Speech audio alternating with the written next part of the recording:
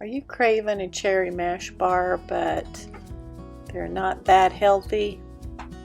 I made them a little bit more healthy, and you can do it too. First, we're going to start with a 12-ounce package of marshmallows. I haven't tried anything but the regular old marshmallows, but you might try homemade ones. You might try,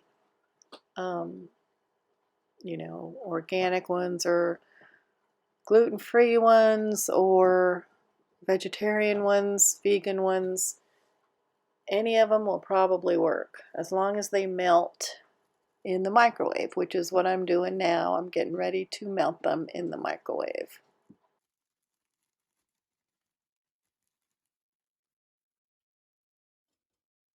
Again, I have a 12-ounce bag of this Bob's Red Mill shredded unsweetened coconut. I got these on Amazon. I think you can get them other places too, but I got like a 3-bag package for like $12 on Amazon.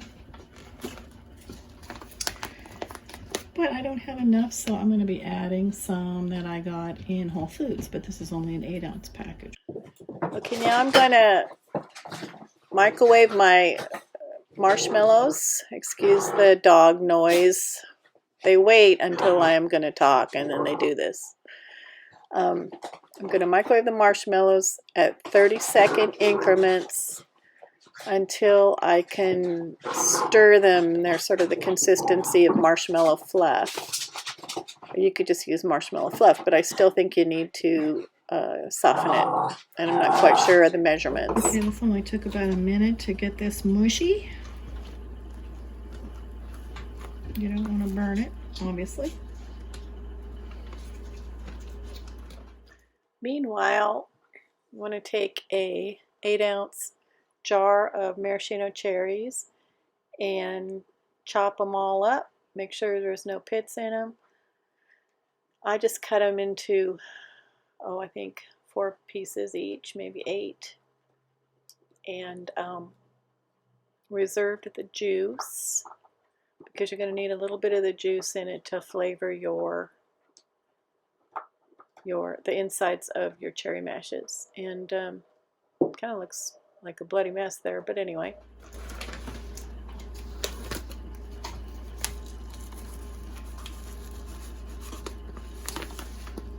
Add your coconut in a little bit at a time, maybe about 1/3 of a package at a time.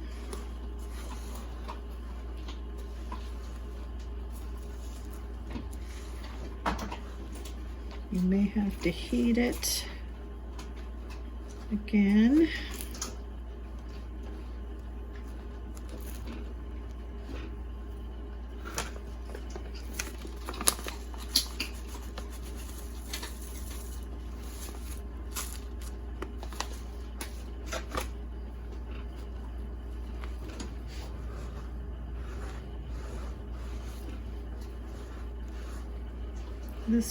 The cherry mash really doesn't taste much like coconut at all, but you get all that good nut goodness from the unsweetened coconut. So it makes it a little bit more healthy. I'm just going to add in my maybe 2 tablespoons of cherry juice here.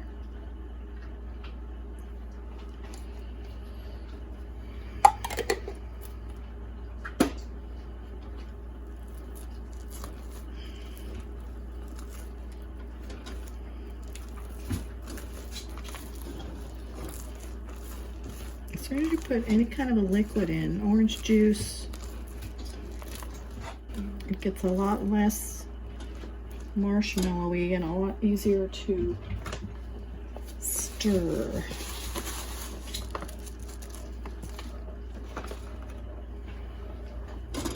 I might just go with the 8-ounce bag.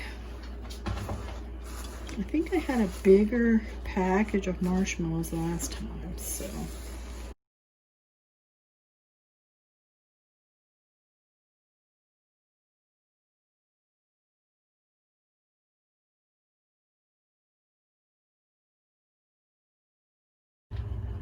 I'm just going to add a little bit of margarine. Maybe, you know, a little more than a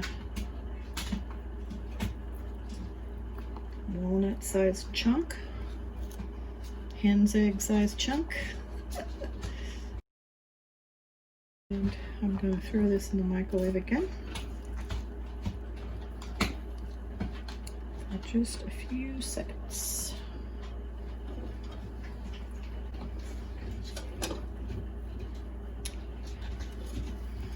Now this would not be a vegetarian dish because there is gelatin. Let's see, is there gelatin? Yeah, there's gelatin in the marshmallows. But if you are not a vegetarian, gelatin's pretty good for your nails and your hair. Okay, now I'm going to add in my 8-ounce jar of chopped up maraschino cherries. And there's just some juice left on them. I didn't rinse them or anything. Maraschino cherries are not the most healthy thing in the world. They've got enough food coloring in them to last you for a lifetime, so you probably don't want to make this a real common treat, but once in a while is nice. So I'm going to be covering this with saran wrap and putting it in the refrigerator, and it'll be a nice consistency for scooping out and putting on a cookie sheet, and it'll make them a lot easier to cover with chocolate. There we go, all ready for the fridge. Okay, I'm going to use some coating chocolate just because it's easy, but you don't have to. You can just use a package of, say, Ghirardelli semi-sweet chocolate chips. We're going to break up one of these and we're going to put it in this bowl with some of the good chocolate. And then we're going to microwave it. And I've found that one of these and like I say, a handful of my good chocolate will basically do a batch of these cherry mash bars. So I'm just breaking these up, but I'm just going to do that.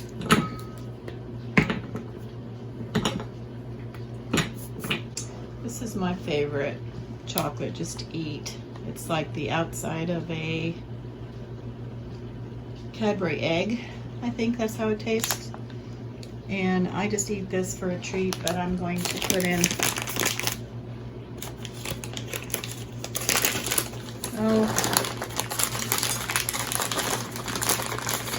maybe not half a bag, maybe a quarter of a bag. Okay, there's not a whole lot going on yet. It happens pretty fast. You just don't want to overheat your chocolate. So another 30 seconds.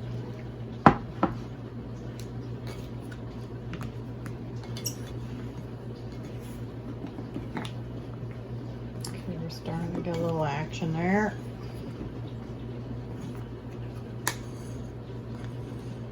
Another 30 seconds.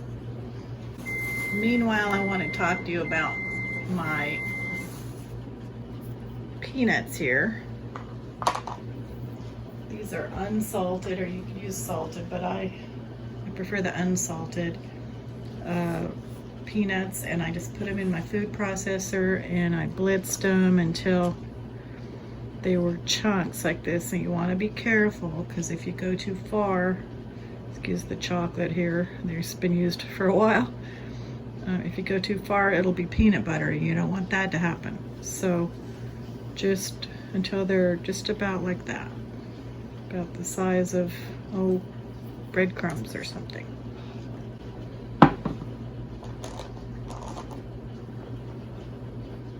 Okay, we're getting there. You could probably get away with a minute the first time, and then maybe 30 seconds intervals after that. We're getting there.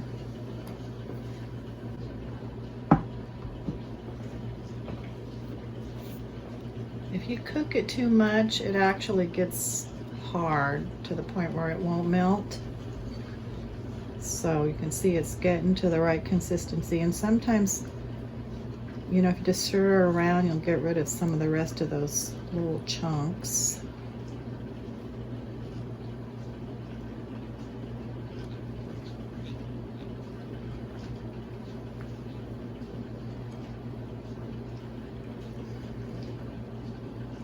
I'm gonna give it one more shot, but if you feel it, it's about body temperature right now. Not at all hot.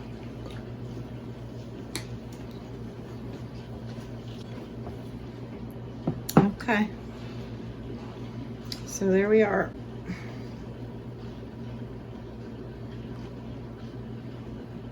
Not at all hot, you know, because I want to be able to put my fingers in it when I dip these things. Okay, now I'm taking my chilled stuff out. Oops. And I'm making little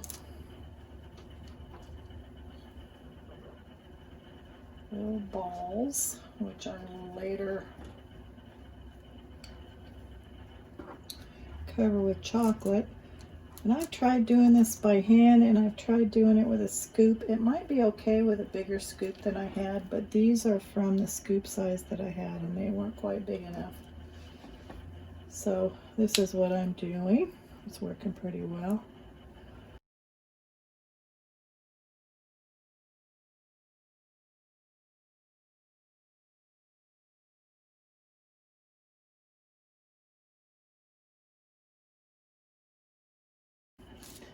But that'll be good. I think you'll get about 50 out of the batch. All right, I took these while they were still cold from the fridge. I re-refrigerated them during my phone call. And when they first come out, they're easy to kind of just roll around, and then they get a lot softer. So kind of form them into balls when you first get them out of the refrigerator. And just wing them into the chocolate.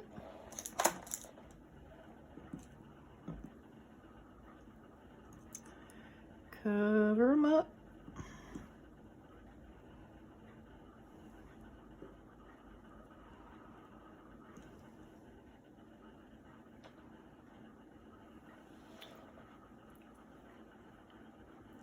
Throw them into the nuts. You're going to want to use 2 separate forks, or you're going to have a big old mess.